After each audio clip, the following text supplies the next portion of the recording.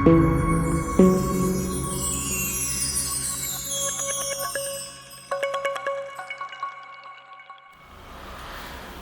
ಸ್ನೇಹಿತರೆ, ಎಕ್ಸೆಲ್ ಶಾಲೆಗೆ ತಮ್ಮೆಲ್ಲರಿಗೂ ಸ್ವಾಗತ. ನಾನು ನಿಮ್ಮ ಕನ್ನಡದ ಹುಡುಗ ಪ್ರದೀಪ್. ಮೈಕ್ರೋಸಾಫ್ಟ್ ಎಕ್ಸೆಲ್ ಅನ್ನು ಕನ್ನಡದಲ್ಲಿ ಸುಲಭವಾಗಿ ಕಲಿಯುವಂಥ ಒಂದು ಸಣ್ಣ ಪ್ರಯತ್ನವನ್ನು ನಾನು ಮಾಡ್ತಾ ಇದ್ದೀನಿ. ದಯವಿಟ್ಟು ಈ ವಿಡಿಯೋನ ಲೈಕ್ ಮಾಡಿ, ಶೇರ್ ಮಾಡಿ, ಹಾಗೂ ನನ್ನ ಚಾನಲ್ ಇನ್ನೂ ಸಬ್ಸ್ಕ್ರೈಬ್ ಮಾಡಿಲ್ಲ ಅಂದರೆ ದಯವಿಟ್ಟು ಸಬ್ಸ್ಕ್ರೈಬ್ ಮಾಡಿ. ಬನ್ನಿ ಹಾಗಾದರೆ ಇವತ್ತಿನ ವಿಷಯ ಏನಂತ ತಿಳ್ಕೊಳ್ಳೋಣ.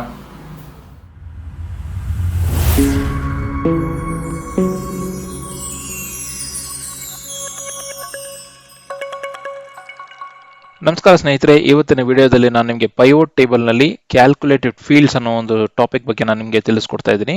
ಮೊದಲಿಗೆ ಕ್ಯಾಲ್ಕುಲೇಟೆಡ್ ಫೀಲ್ಡ್ಸ್ನ ಹೇಗೆ ಬಳಸಬೇಕು ಅನ್ನೋದಕ್ಕೆ ನಮಗೆ ಒಂದು ಪೈವೋಟ್ ಟೇಬಲ್ ಬೇಕು. ಸೊ ಈ ಡೇಟಾಯಿಂದ ನಾನು ಒಂದು ಪೈವೋಟ್ ಟೇಬಲ್ನ ಕ್ರಿಯೇಟ್ ಮಾಡ್ತಾ ಇದ್ದೀನಿ. ನೋಡಿ, ಕ್ರಿಯೇಟ್ ಮಾಡಿ ಪೈವೋಟ್ ಟೇಬಲ್ನ. ನೋಡಿ, ಇದರಲ್ಲಿ ಟೋಟಲ್ ಸೇಲ್ಸ್ ಪ್ರೈಸು, ಟೋಟಲ್ ಸೇಲ್ಸ್ನ ತಗೊತೀನಿ ಉದಾಹರಣೆಗೆ. ಅದೇ ರೀತಿ ಇಲ್ಲಿ ನನಗೆ ಪ್ರಾಫಿಟ್ ಬೇಕು ಅಂತ ತಿಳ್ಕೊಳ್ಳಿ. ಸೊ ಪ್ರಾಫಿಟ್ ಅಂದರೆ ಏನು?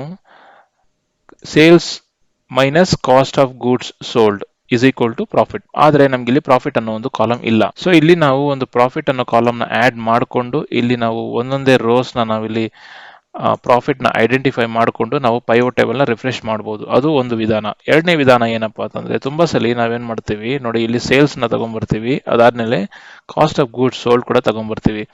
ನೋಡಿ, ಇಲ್ಲಿ ನಾವು ಒಂದು ಫಾರ್ಮುಲಾ ಬರಿತೀವಿ, ಅಂದ್ರೆ ಔಟ್ಸೈಡ್ ದ ಪೈವೋಟ್ ನಾವೊಂದು ಫಾರ್ಮುಲಾ ಬರಿತೀವಿ. ಆವಾಗ ಏನಾಗುತ್ತೆ ಅಂತಂದ್ರೆ, ಪೈವೋಟ್ ಟೇಬಲ್ ರಿಫ್ರೆಶ್ ಆದಾಗ ಆ ಫಾರ್ಮುಲಾಸ್ ಅನ್ನೋದು ನಿಮಗೆ ಫ್ಲಕ್ಚುಯೇಟ್ ಆಗ್ತಾ ಇರ್ತದೆ. ಅಂದ್ರೆ ಪೈವೋಟ್ ಟೇಬಲ್ ದೊಡ್ಡದಾದಾಗ ಫಾರ್ಮುಲಾಸ್ ಕೆಳಗಡೆ ಡ್ರ್ಯಾಗ್ ಆಗೋದಿಲ್ಲ, ಅಥವಾ ಆಲ್ರೆಡಿ ಜಾಸ್ತಿ ಫಾರ್ಮುಲಾಸ್ ಹಾಕಿದ್ರೆ ಆ ಫಾರ್ಮುಲಾಸ್ ನಿಮಗೆ ಕೆಳಗಡೆಗೆ ಬರೋದಿಲ್ಲ. ಅರ್ಥ ಆಯ್ತಲ್ಲ ಸ್ನೇಹಿತರೆ? ನೋಡಿ, ಅದಕ್ಕೋಸ್ಕರ ನಾನು ಇಲ್ಲಿ ನಿಮಗೆ ಕ್ಯಾಲ್ಕುಲೇಟೆಡ್ ಫೀಲ್ಡ್ಸ್ ಅನ್ನೋ ಒಂದು ಫೀಚರ್ನ ಹೇಳ್ಕೊಡ್ತಾ ಇದ್ದೀನಿ. ನೋಡಿ, ಮೊದಲಿಗೆ ಕ್ಯಾಲ್ಕುಲೇಟೆಡ್ ಫೀಲ್ಡ್ಸ್ಗೆ ಹೋಗ್ಬೇಕಂದ್ರೆ ಪೈವೋಟ್ ಟೇಬಲ್ ಅನಲೈಸ್ ಅನ್ನು ಕ್ಲಿಕ್ ಮಾಡಿ, ಅಲ್ಲಿ ಫೀಲ್ಡ್ಸ್, ಐಟಮ್ಸ್ ಅಂಡ್ ಸೆಟ್ಸ್ ಅಂತಿದೆಲ್ಲ ಇಲ್ಲಿ ಕ್ಲಿಕ್ ಮಾಡಿ. ನೋಡಿ, ಇಲ್ಲಿ ಕ್ಯಾಲ್ಕುಲೇಟೆಡ್ ಫೀಲ್ಡ್ ಅಂತ ಕ್ಲಿಕ್ ಮಾಡಿ. ಕ್ಯಾಲ್ಕುಲೇಟೆಡ್ ಫೀಲ್ಡ್ ಅನ್ನೋದಕ್ಕೆ ಮೊದಲಿಗೆ ನಾವು ಒಂದು ಹೆಸರು ಕೊಡಬೇಕು. ಇಲ್ಲಿ ನಾವು ಏನು ಕಂಡುಹಿಡಿತಾ ಇದ್ದೀವಿ? ಪ್ರಾಫಿಟ್. ಓಕೆನಾ? ಸೊ ಪ್ರಾಫಿಟ್ ಅನ್ನೋದನ್ನ ನಾನು ಇಲ್ಲಿ ಕೊಡ್ತೇನೆ. ನಂತರ ನಾನು ಹೇಳಿದ ಫಾರ್ಮುಲಾ ಏನು? Profit is equal to sales minus COGS. Sales ಅಂತ ಕೊಡಿ, ಮೈನಸ್ ಕೊಡಿ, ಅದಾದ ನಂತರ COGS ಕೊಡಿ. ಈಗ ಇಲ್ಲಿ ನೀವು ಆಡ್ ಅಂತ ಮಾಡಿ ನೀವು ಓಕೆ ಮಾಡಿ. ನೋಡೋದಲ್ಲ, ಇಲ್ಲಿ ಪ್ರಾಫಿಟ್ ಅನ್ನೋದು ನಿಮಗೆ ಆಟೋಮೆಟಿಕ್ ಆಗಿ ಸಮ್ ಆಫ್ ಪ್ರಾಫಿಟ್ ಅನ್ನೋದು ಇಲ್ಲಿ ಆಟೋಮೆಟಿಕ್ ಆಗಿ ಬಂತು. ಈಗ ನೀವು ಯಾವುದೇ ಕಾಂಬಿನೇಷನ್ ಅಲ್ಲಿ ನೋಡಿ, ಈ ಕಾಲಮ್ ಅನ್ನೋದು ಒಂದು ಇಲ್ಲಿ ಆಡ್ ಆಗಿದೆ, ಪ್ರಾಫಿಟ್ ಅನ್ನೋ ಒಂದು ಕಾಲಮ್ ಇಲ್ಲಿ ಆಡ್ ಆಗಿದೆ. ಆದರೆ ಈ ಪ್ರಾಫಿಟ್ ಅನ್ನೋ ಕಾಲಮ್ ನಿಮಗೆ ಡೇಟಾಬೇಸ್ ಅಲ್ಲಿ ಇಲ್ಲ. ಅರ್ಥ ಇದೆಯಲ್ಲ? ಸೊ ನಾವು ಡೈನಮಿಕ್ ಆಗಿ ಇಲ್ಲಿ ಕ್ಯಾಲ್ಕುಲೇಟೆಡ್ ಫೀಲ್ಡ್ ನ ಆಡ್ ಮಾಡಿದೀವಿ. ನೀವು ಯಾವುದೇ ಕಾಂಬಿನೇಷನ್ ಅಲ್ಲಿ ನೀವು ಪೈವೋಟ್ ಟೇಬಲ್ ನ ಫಿಲ್ಟರ್ ಮಾಡಿದ್ರು ಕೂಡ ಆ ಸಮ್ ಆಫ್ ಆ ಪ್ರಾಫಿಟ್ ಏನಿದೆ ಅದು ನಿಮಗೆ ಡೈನಮಿಕ್ ಆಗಿ ಬರ್ತಾ ಇರುತ್ತೆ. ಉದಾಹರಣೆಗೆ ನಾವು ನೋಡೋಣ, ಇಲ್ಲಿ ನಾನು ಒಂದೆರಡು ಸ್ಲೈಸರ್ ನ ಕೊಡ್ತೀನಿ. ನೋಡಿ, ಇಲ್ಲಿ ಆಲ್ರೆಡಿ ನಮಗೆ ಪ್ರಾಡಕ್ಟ್ ಇದೆ. ಉದಾಹರಣೆಗೆ ನಾವು ಕಂಟ್ರಿ ವೈಡ್ ನಾವು ಸ್ಲೈಸರ್ಸ್ ನ ಆಡ್ ಮಾಡ್ಕೊಂತ ಇದೀನಿ. ನೋಡಿ, ಇನ್ಸರ್ಟ್ ಸ್ಲೈಸರ್ ಅಂತ ಆಡ್ ಮಾಡಿ, ನೀವು ಕಂಟ್ರಿನ ತಗೊಳ್ಳಿ, ಓಕೆ ಮಾಡಿ.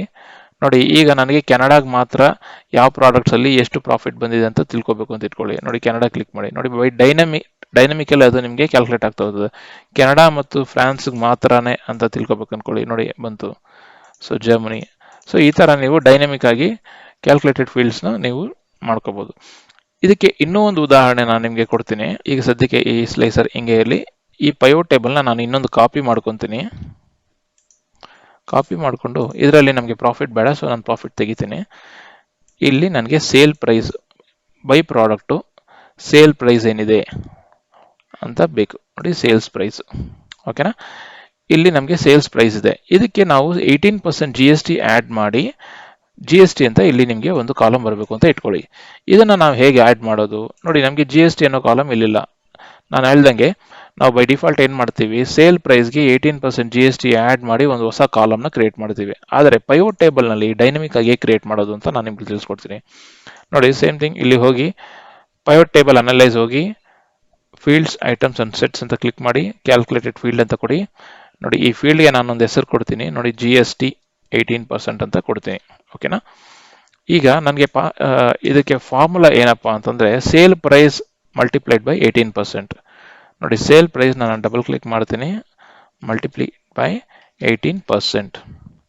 ಓಕೆನಾ? ಸೊ ಈಗ ನೀವು ಆಡ್ ಮಾಡಿ, ಓಕೆ ಮಾಡಿ.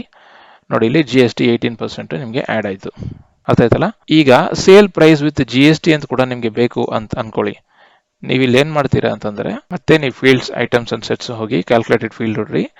ಇಲ್ಲಿ ನಾನು ಹೇಳ್ತೀನಿ ಸೇಲ್ ಪ್ರೈಸ್ ಆಫ್ಟರ್ GST ಅಂತ ನಾನು ಕೊಟ್ಟಾಗ ನೋಡಿ ಇಲ್ಲಿ ನೀವು is equal to sale price ಅಂತ ನೀವು ಇಲ್ಲಿ ಕ್ಲಿಕ್ ಮಾಡಿ ಪ್ಲಸ್ ನೋಡಿ GST 18% ಇದೆಲ್ಲ ಇದನ್ನು ಕೂಡ ನೀವು ಆಡ್ ಮಾಡಿ. ಇವೆರಡು ಆಡ್ ಮಾಡಿ ಆಡಿದಾಗ ನಿಮಗೆ ಟೋಟಲ್ ನೋಡಿ sum of sale price after GST ನಿಮಗೆ ಟೋಟಲ್ ಅಮೌಂಟ್ ಇಲ್ಲಿ ಬರುತ್ತೆ. ಅರ್ಥಾತ್ ಸ್ನೇಹಿತರೆ ಕ್ಯಾಲ್ಕುಲೇಟೆಡ್ ಫೀಲ್ಡ್ ನ ಬಳಸುವ ವಿಧಾನ, ಆಮೇಲೆ ಇದು ಎಷ್ಟು ಪವರ್ಫುಲ್ ಅನ್ನೋದು ನೋಡ್ರಲ್ಲ ಸ್ನೇಹಿತರೆ. ಈ ವಿಡಿಯೋ ನಿಮ್ಮೆಲ್ಲರಿಗೂ ಇಷ್ಟ ಆಗಿದೆ ಅಂತ ಭಾವಿಸ ದಯವಿಟ್ಟು ನನ್ನ ಚಾನಲ್ನ ಇನ್ನೂ ಸಬ್ಸ್ಕ್ರೈಬ್ ಮಾಡಿಲ್ಲ ಅಂದ್ರೆ ಸಬ್ಸ್ಕ್ರೈಬ್ ಮಾಡ್ಕೊಳ್ಳಿ, ಲೈಕ್ ಮಾಡಿ, ಶೇರ್ ಮಾಡಿ, ಪ್ರೋತ್ಸಾಹಿಸಿ. ಧನ್ಯವಾದಗಳು.